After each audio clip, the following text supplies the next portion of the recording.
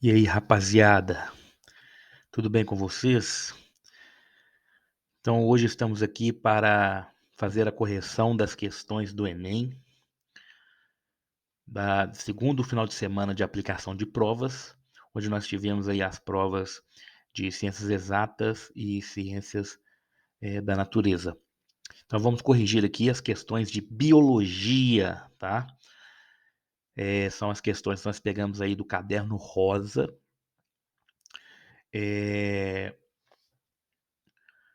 E aí, vocês que fizeram em outros cadernos de outras cores, provavelmente as questões estão com numerações diferentes, mas as respostas são as mesmas.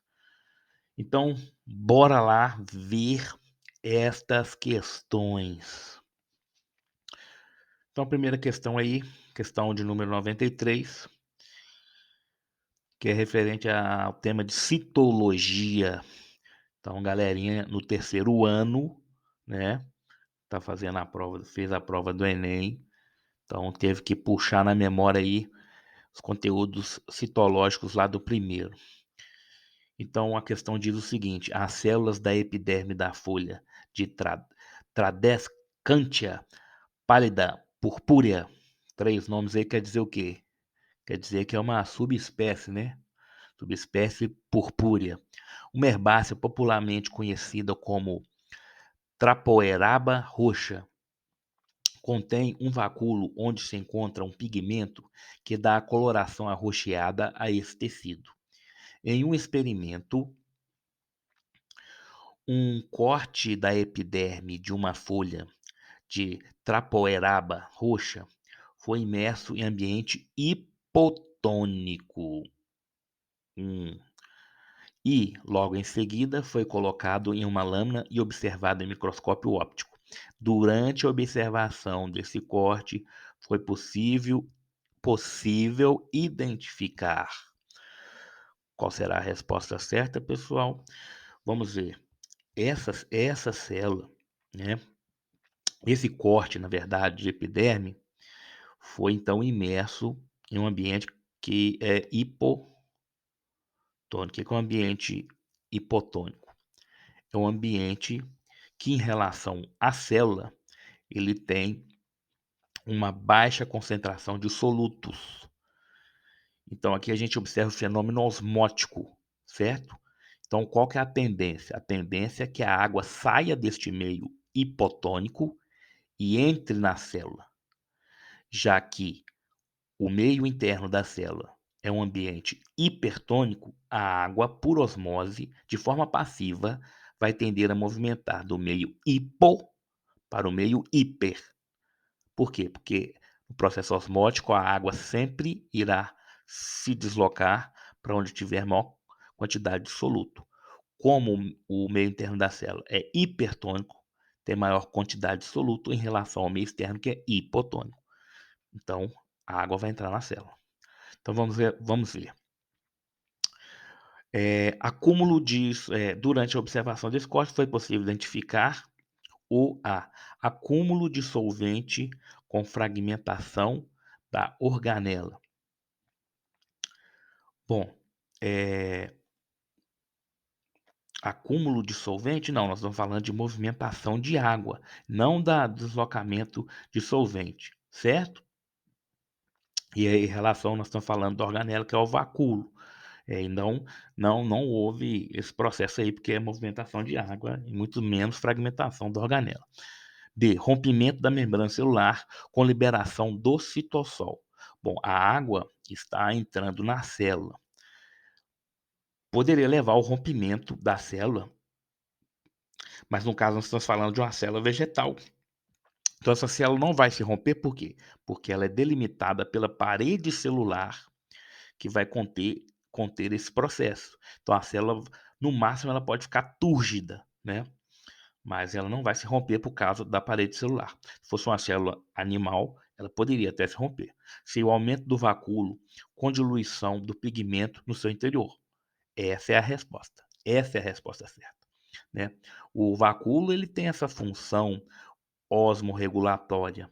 Então, solutos dentro dele, né, podem, vamos dizer, puxar a água para dentro, né. É um movimento osmótico, a água que vai se locomover, mas a gente fala de um modo mais didático que vai puxar a água. Mas então, como esse pigmento tá ali dentro, né, a água vai tender a entrar no vacúolo, e o vacúolo vai aumentar de tamanho, porque ele é uma organela adaptada à osmorregulação, ele vai ter essa propriedade de se expandir, né. E aí o pigmento vai ficar diluído, já que entrou mais água, né, beleza? Então, quebra da parede celular, com atravessamento do pigmento, né, a gente já viu não, igual eu falei para vocês, a parede celular vai conter, né, a célula vai ficar túrgida, mas vai ficar contida pela parede. E é murchamento da célula com expulsão do pigmento do vacúolo. Não, porque a água não está saindo, ela está entrando. Então, a opção C marcada, letra C. Beleza, vamos para o próximo. Aí, ó, e uma ilustração aí que eu mostrando aí a estrutura do vacúolo, né, essa organela aí, que tem várias funções dentro da célula, como armazenamento de substância, regulação hídrica, né, conter os pigmentos, né, que dão coloração, entre tantas outras funções. Questão 99. É uma questão sobre evolução, né, adaptação dos seres vivos, estratégias evolutivas. Desde a proposição da teoria da seleção natural por Darwin, os seres vivos nunca mais foram olhados da mesma forma. No que diz respeito à reprodução de anfíbios anuros, os cientistas já descreveram diferentes padrões reprodutivos, como os exemplificados a seguir. Então, vai descrever várias espécies, né? Então, espécie 1, as fêmeas produzem cerca de 5.000 gametas, que são fecundados na água, em lagoas temporárias da estação chuvosa. Todo desenvolvimento embrionário do ovo, a metamorfose, ocorre nesse ambiente, independente dos pais. Espécie 2, as fêmeas produzem aproximadamente 200 gametas, que são depositados em poços próximos aos corpos d'água. Os embriões são vigiados pelos machos durante boa parte do seu desenvolvimento. Olha só que interessante. Aqui, ó, a fêmea, né, produz uma quantidade enorme de gametas, comparado com a espécie 2, que vai depositar apenas 200 gametas, né? Só que aqui a estratégia em né, é gerar o maior número de descendentes possíveis, que são deixados para se desenvolver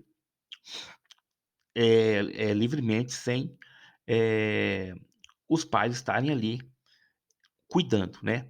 Agora, na espécie 2 tem um menor número de gametas, mas tenta ter um maior sucesso de sobrevivência dos girinos, né, dos ovos que podem ser, gerados, né, de gerar embriões, por meio de um cuidado parental maior, né, já que eles são vigiados pelos machos, né.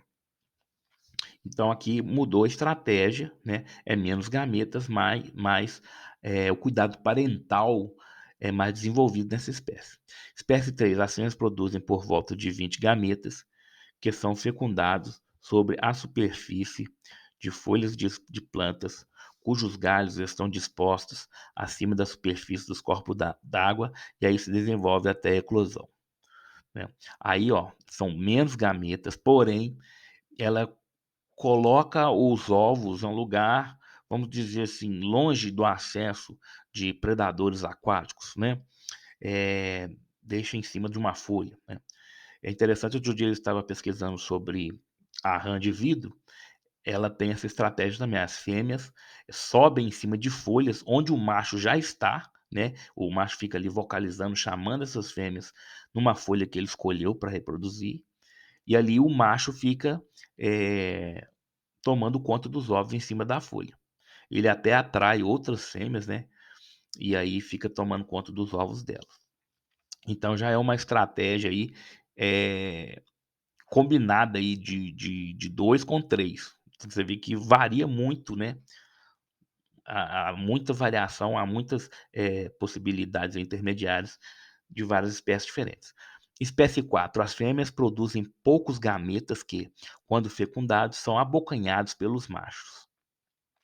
E os embriões se desenvolvem no interior do saco vocal do macho até a metamorfose, quando sai através da boca do pai. Então aí o cuidado parental muito maior, né, do que a gente viu na espécie 2. É parecido aí com o cavalo marinho, né, que guarda também os ovos, até que os cavalinhos marinhos se desenvolvam, né. Então, continuando a questão aqui, então os padrões descritos evidenciam que, então a resposta aí, pessoal, é a letra D, o sucesso reprodutivo pode ser garantido por estratégias diferentes, né. Então cada espécie, né, vai ter uma estratégia de reprodução.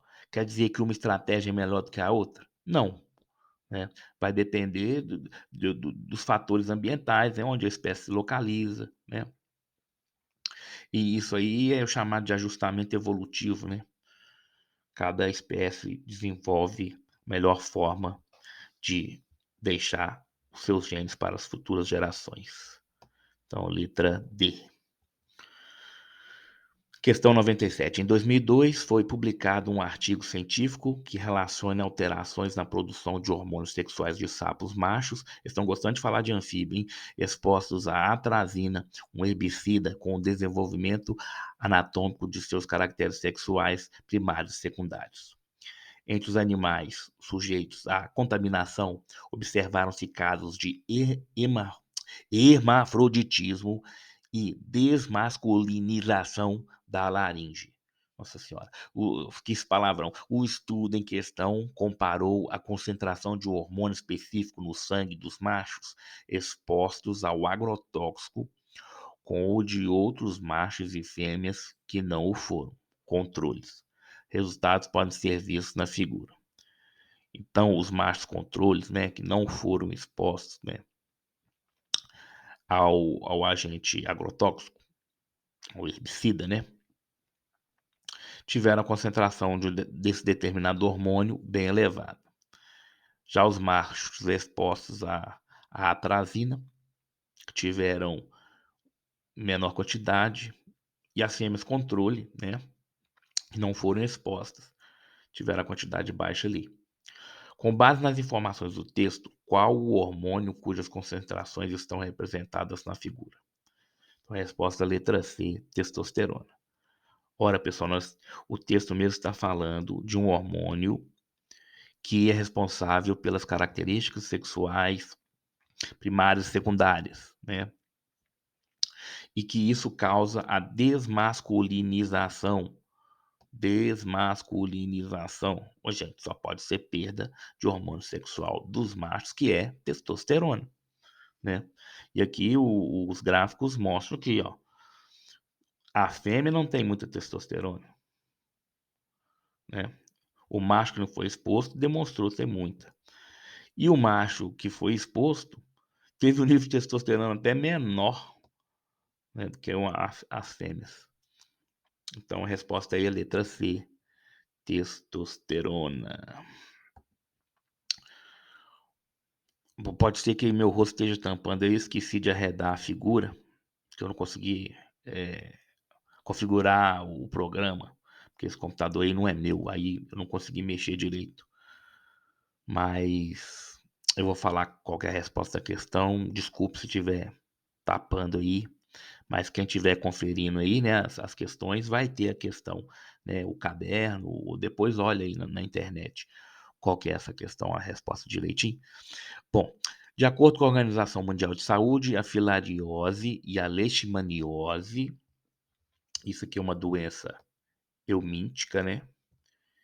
E a leishmaniose é uma doença causada por protozoário Leishmania, né? São consideradas doenças tropicais infecciosas, constituem uma preocupação para a saúde pública por ser alto o índice de mortalidade a elas associado. A medida profilática comum a essas duas doenças é então, é o controle das populações dos vetores. Ambas doenças são transmitidas por vetores artrópodes, no caso dípteros aí, né? Então, a filariose é transmitida pelo Culex e a leishmaniose é transmitida pelo o mosquito palha, né? Flebótomo. Beleza? Então, medidas aí, para controlar os vetores de acordo com o hábitat, né, a biologia de cada vetor aí. Questão 107. A Agência Nacional de Vigilância Sanitária, Anvisa, aprovou um produto de terapia gênica no país indicado para o tratamento de distrofia hereditária da retina. Se não me engano, foi o primeiro tratamento biotecnológico, né, de, vamos dizer, vacina de DNA, que foi aprovado no nosso país. O procedimento é recomendado para crianças acima de 12 meses e adultos com perda de visão causada pela mutação do gene humano RPE65. O produto elaborado por engenharia genética é composto por um vírus no qual foi inserido uma cópia do gene normal humano RPE65 para corrigir o funcionamento das células da retina. O sucesso dessa terapia advém do fato de que o produto favorecerá, letra E, expressão do gene responsável pela produção da enzima normal. Essa é a resposta exata, vamos dizer, completa. Porque às vezes você pode pensar na questão A, na letra A. Na letra A. Por quê? Correção do código genético para a tradução da proteína. É correção realmente do código genético. Mas depois, quando você tem o código genético, subsequentemente você tem a transcrição, não a tradução, né? Então, os passos aí estão pulando os passos aí referente à expressão gênica, certo? E outra coisa também é que, se eu considerar que a correção do código genético, isso já está falando no texto aqui, ó, serindo uma cópia do gene normal humano, né? Então, ele está querendo saber o que favorecerá, né, no desencadeado do processo. Então, a letra E, expressão do gene responsável pela produção da enzima normal. Beleza? E aí mostrando aí, ó, terapia gênica com vetores virais. Então, coloquei essa ilustração aí para a gente entender bem como é que é isso. Então, primeiro você tem o vírus que será usado como vetor é alterado geneticamente para se tornar inofensivo. Aí, no segundo passo, o gene que o paciente precisa é inserido dentro do vetor viral. Então, é inserido dentro do código do DNA do vírus. O vetor transporta o gene para dentro da célula. Isso é um vírus que o DNA dele, né, se insere no DNA da célula, parecido com o que ocorre com o vírus da AIDS, né? Dentro do núcleo celular, o novo gene se integra ao DNA da célula hospedeira. Beleza? Vamos para a próxima. Questão 109. A extinção de espécies é uma ameaça real que afeta diversas regiões do país. A introdução de espécies exóticas pode ser considerada um fator maximizador desse processo. A jaqueira, Artocarpus heterófilos, por exemplo, é uma árvore originária da Índia. Da Índia, tá? Muita gente acha que é do Brasil, mas ela é da Índia. Das regiões do Sudeste Asiático, que foi introduzida ainda na era colonial e se aclimatou muito bem em praticamente todo o território nacional. Casos como o dessa árvore pode provocar a redução da biodiversidade, pois ela ocupa áreas de vegetação nativa que substituem parcialmente a flora original. Ó, pulei aqui. Gente, perdão. A Índia e a região do Sudeste Asiático foi introduzida ainda pela colonial e se aclimatou muito bem em praticamente todo o território nacional. Casos como o dessa árvore podem provocar a redução da biodiversidade, pois elas, a resposta é a letra A, ocupam áreas de vegetação nativa, substituição parcial da flora original. Tá, pessoal? Então, elas acabam que vão ocupar, né, o espaço de árvores nativas. Vamos dizer, elas competem com árvores nativas e aí vão sobressair, né? A gente tem vários exemplos aí de espécies invasoras que vêm de outros países, sobressaem no nosso território. Por exemplo, os pardais, né? que chegaram aqui no Brasil se deram muito bem. O próprio Aedes aegypti veio da região lá do Egito, né, e se adaptou muito bem ao nosso clima. Nós temos cracas, né, que vêm no lastro de navios, né, nos cascos dos navios, e chegam aqui, competem com outras espécies de cracas que existem no nosso território. E aí existem N exemplos. E as jaqueiras são outro exemplo, né. E é curioso pensar que as jaqueiras, alguns pesquisadores chegaram até a se confundir, chamaram elas de, eh, Artocarpus brasiliensis, né. Eh, mas aí o que que acontece? Num primeiro momento essas jacas, né, vamos supor, elas chegam no ambiente, as sementes, chegam até o ambiente, né, por algum dispersor, e essas jaqueiras atraem muito a atenção, de várias espécies de mamíferos, de aves que comem essa jaca, né, várias espécies vão comer esses frutos, e essas espécies, como a jaca é muito doce, né, tem muito carboidrato para fornecer, às vezes as espécies vão privilegiar essas árvores mais doces. E aí vão deixar de se alimentar de outras espécies. Então o que que acontece? Outras espécies vão ter a dispersão diminuída. Além disso, o próprio fato delas comerem as jacas, né, vão estar dispersando as sementes da jaca, e as jacas vão estar ocupando espaços, né, que deveriam ser, de outras espécies vegetais, né. E aí realmente, algumas questões aí falam disso, realmente vai ocorrer uma mudança da diversidade de animais, né, no segundo momento, né. Por quê? Já tem estudos que mostram que, numa comunidade que você tinha jaqueiras, né, e em comparação com uma outra comunidade uma comunidade biológica que você não tinha as jaqueiras, a comunidade que tem as jaqueiras, você tinha prevalência, você tinha, eh, 1 ou 2 espécies que eram, mais recorrentes. As outras espécies desapareciam. No ambiente que você não tinha jaqueiros, você já tinha uma diversidade maior, né, você não tinha, assim, poucas espécies prevalecendo, né, dominância, né, dominância de poucas espécies. Além disso, as folhas, né, das jaqueiras, como são mais difíceis de serem decompostas, degradadas, acabavam mudando a composição de artrópodes, né, do solo, do folhiço ali, por causa disso. Então, você poderia ler aí, ó, a questão B: estimula a competição por seus frutos entre animais típicos da região e eliminam as espécies perdedoras, tá? Poderia ser até correto, mas isso acontece num segundo momento, né? Num primeiro momento, as espécies vão ter outros frutos, né, outras plantas com recursos disponíveis para elas. Isso vai acontecer, igual eu falei, quando devido, no segundo momento, à dispersão, né, das sementes, das jaqueiras, né, quando elas passam a dominar o ambiente, aí sim muda-se a composição dos animais, da diversidade dos animais. Alteração do nichos, letra C, alteram os nichos e aumentam o número de possibilidades, relações entre os seres vivos naquele ambiente. Não, vai diminuir, né, as relações, né,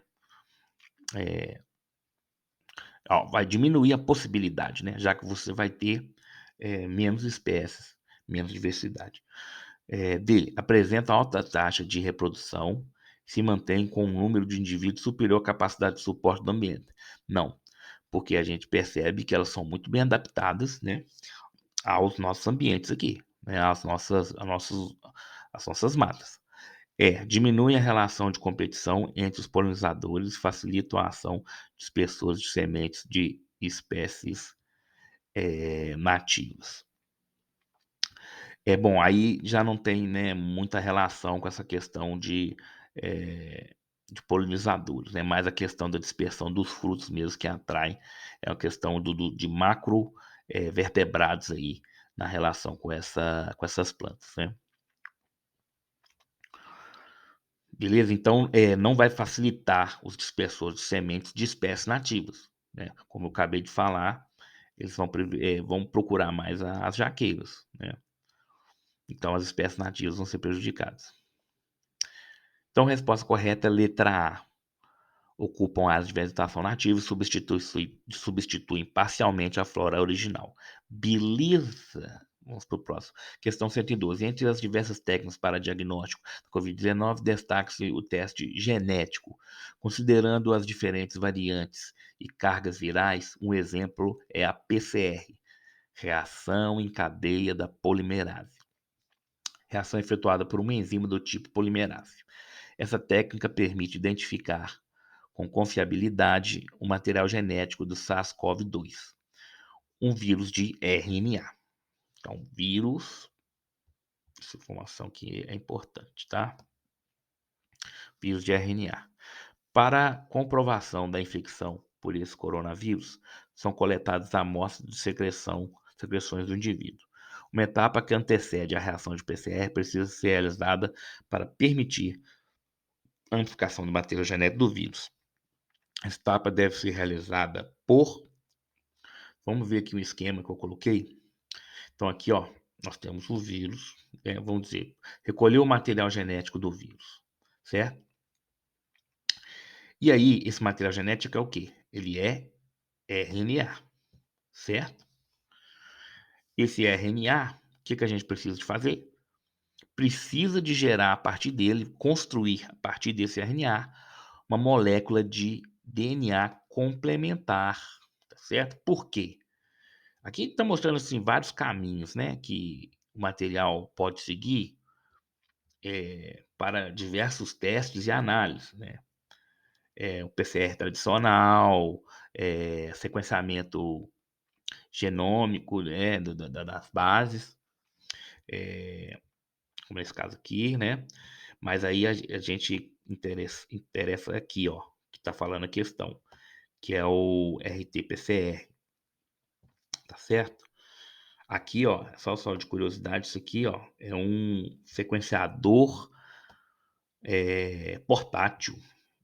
O negócio aqui é o top dos top, última tecnologia da Nanopore